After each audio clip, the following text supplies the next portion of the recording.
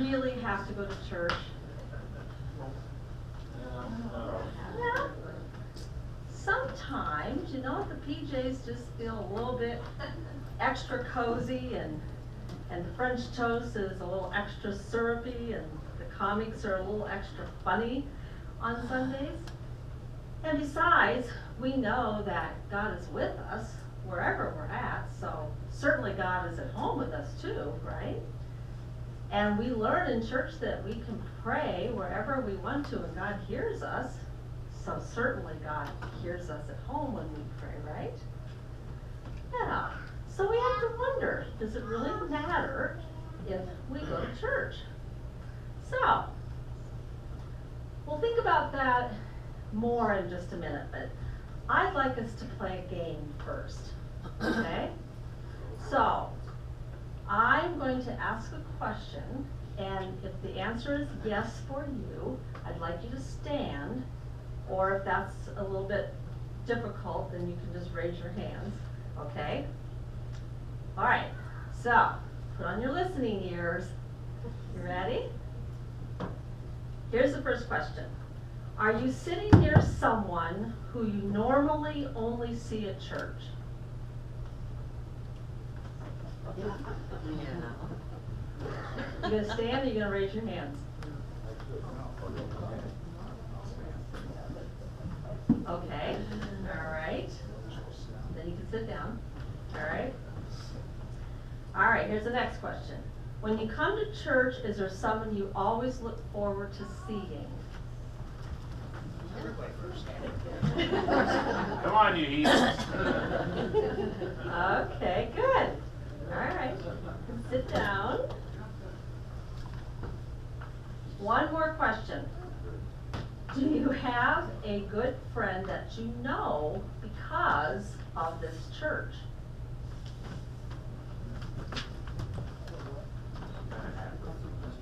A good friend. Okay, all right. There's a lot of people who made friends at this church, right? Yes. So let's get back to the question we were wondering about earlier. Does going to church really matter? So I would like you to look to the person on your right, and now look to the person on your left, and it matters to them, right? If you're here. Of course, God loves us and hears our prayers even when we're home in our pajamas, and there's only so much we can do by ourselves in our PJs. When we go to church, we make friendships that last forever. And when we go to church, we're there for each other. And when we go to church, we can work together to do amazing things. So, I would like you to turn to your neighbor, but each line that I say, and then you're going to repeat after me. You might want to turn to a different neighbor so you see all of your neighbors. And I want you to look at them and and say these words after me, okay? All right, ready? Hi, neighbor. Hi, neighbor. I love it when you're here. I love it when you're here. I love it when you're here. I miss you when you're gone. I miss you when you're gone. Yeah, Mike. You are a blessing in my life. You are a blessing in my life. And a blessing to our church. God bless our church. God bless our church. And God bless you.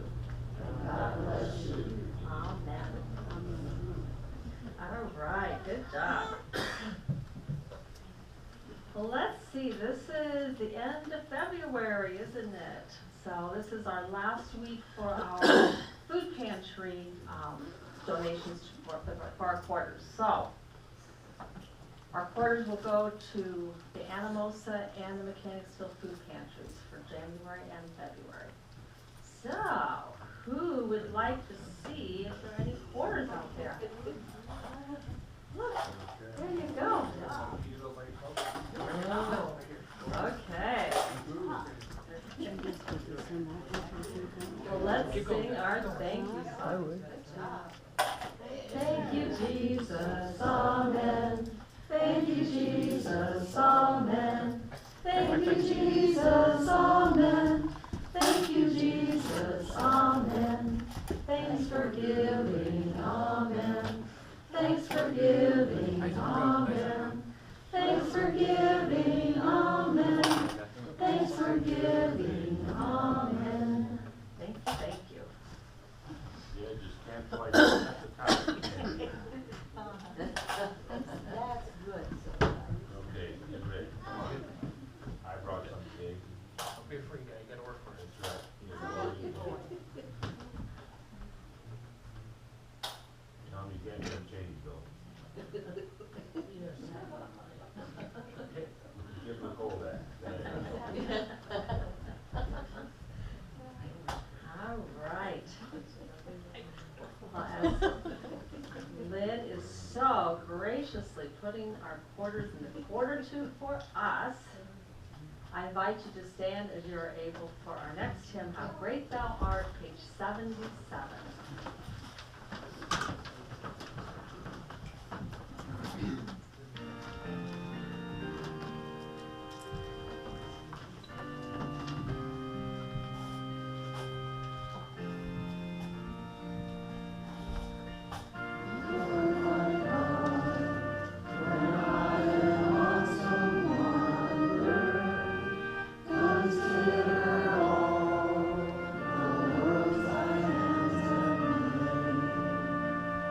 I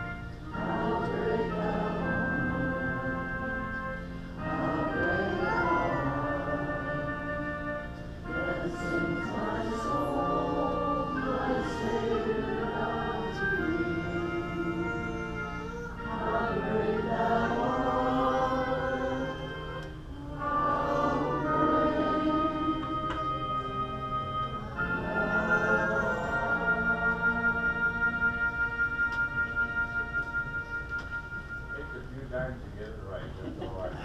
You just have to have your listening ears on and follow along.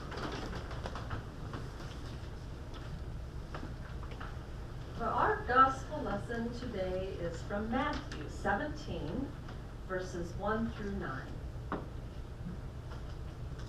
6 days later, Jesus took with him Peter and James and his brother John and led them up a high mountain by themselves.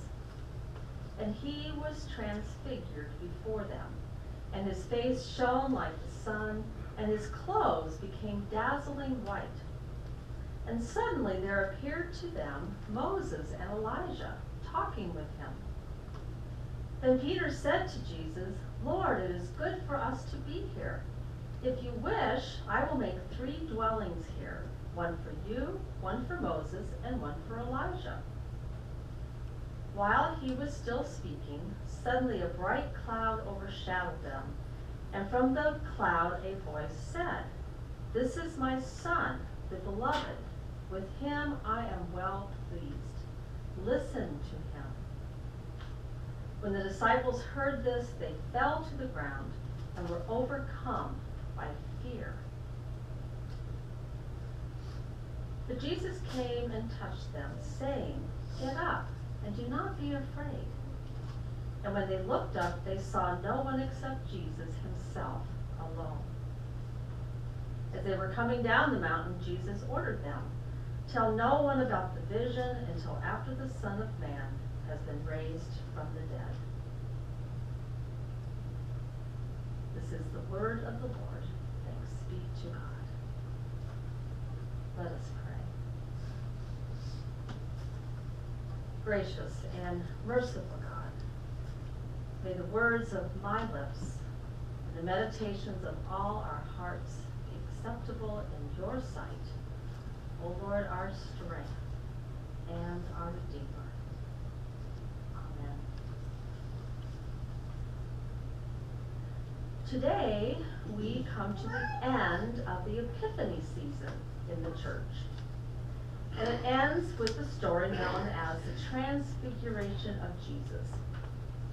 A transfiguration is a big churchy word that we probably don't use too much in our everyday lives.